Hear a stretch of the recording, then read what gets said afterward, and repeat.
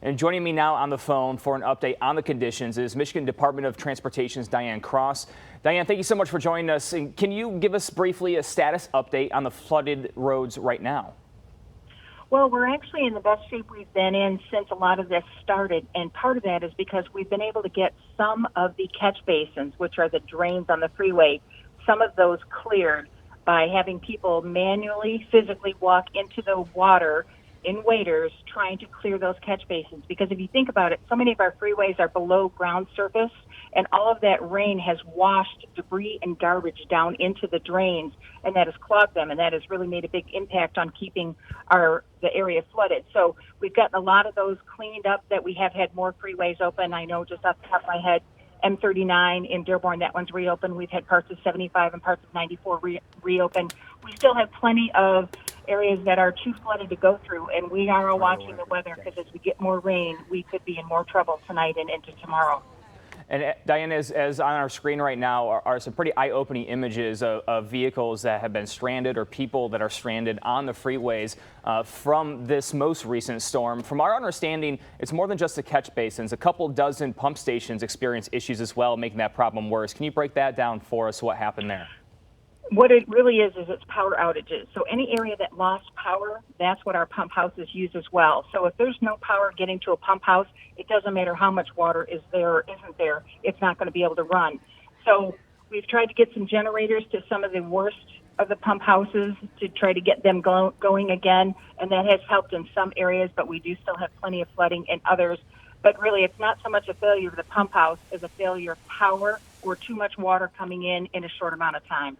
So those generators are not automatic for these pump houses then? They are not. They are quite an expensive piece of equipment that we would not leave in a pump house in case of power, because this is, as much as this is awful and we have had it happen before, it's not something that occurs so frequently that we could justify the expense of having a generator in, as we have 140 pump houses in Metro Detroit, and 117 of those alone are in Wayne County. And just that right there tells you the area that's going to get the most flooding is going to be Wayne County. And we just could not possibly afford to have generators sitting in all 140 pump houses. Diane, is there also any issues with a lack of crews being on standby when this situation was unfolding?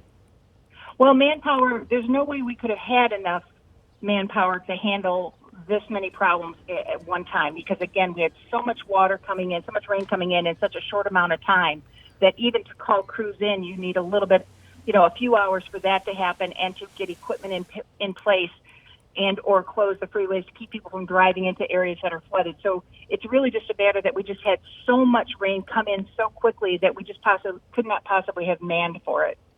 Diane, as we wrap up here, finally, we know that there's another system that's on its way. We've received emails from drivers that are still stranded on some of the freeways that are looking for water or for any assistance. So is there any advice that you can give them, an outlet that they have to call if anybody happens to find themselves caught in these rising waters? 911 is the number you always call if you are in any kind of an emergency situation, and then those who handle that will advise you what to do or what not to do. And so everybody wants to at least call 911 to let them know where you are, and then they will let you know what to do, or if they can get help to you right away, or what your situation is. All right, Diane Cross with MDOT, thank you so much for your time, and we'll touch base with you soon throughout the evening. Thank you. Thank you, Brad. Turning now to the